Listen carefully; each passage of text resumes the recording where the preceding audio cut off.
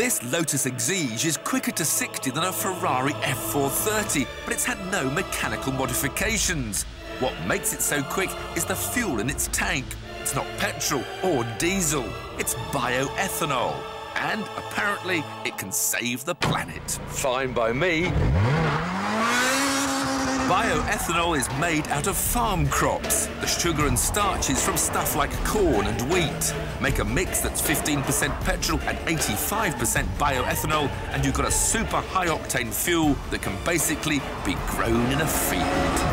This brings a whole new meaning to the word crop circles.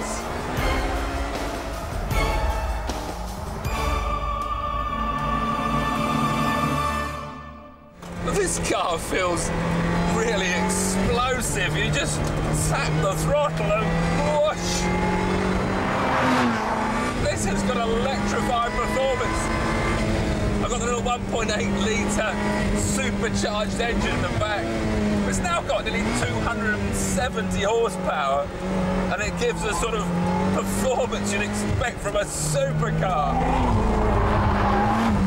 It now gets to 60 in under 4 seconds. With this alcohol fuel in the back, it just comes alive even more. This isn't an official model. It's more of an extremely fast laboratory to demonstrate what the fuel can do. In fact, it's the fastest bioethanol car in the world, and basically took nothing more complex than a bit of reprogramming of the engine management system. Also noticeable how the engine really picks up well from low revs. It's a much torquier fuel as well as a more powerful one. So now I can enjoy being a CO2-friendly activist and a complete petrol head. Or should that be alcohol head? An alcohol head without the hangover. Oh, what is the Green Party going to do to stop me having my fun now? So, what about the saving the planet bit?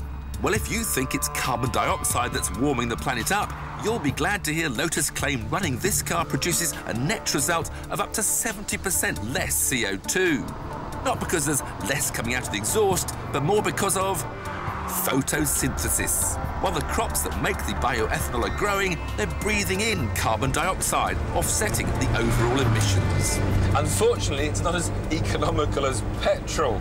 Drive this car normally, and you'll only get about 25 miles to the gallon. Drive it like me, and you'll need a fuel stop on every journey, which is where the problems start. At the moment, finding bioethanol is like panning for gold.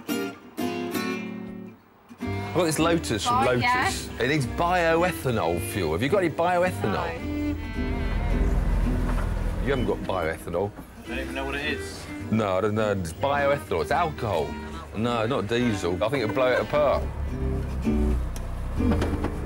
It's Ferrari fuel for the road. I've got a Lotus, so I'm at Ferrari fuel. I need Lotus fuel. And they've never heard of bioethanol in here, let alone got any. I know it's not widespread yet, but there is some stations around here. I haven't Not seen. in Norfolk. Morrison's definitely do it, don't Where are they? They're in Norwich. How far? I'm almost out of petrol now.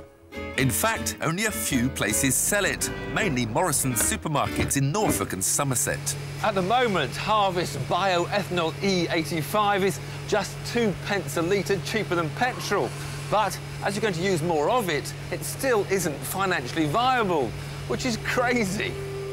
Our government is obsessed with CO2, and here's a fuel that will reduce CO2 emissions, yet they're not really encouraging people to buy it.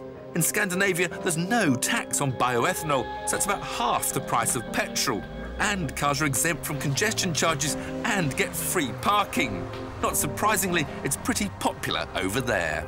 Here's a fuel that we can grow in this country, which will create more jobs in rural areas and lessen our dependency on other people's ever more expensive oil. Saab and Ford have already set the ball rolling by offering for sale in this country bioethanol cars. Now we hope that this Lotus will capture everybody's imagination and show that you can still hit the red line and be green.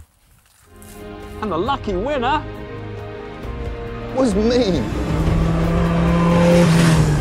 is single-seater racing in its purest form.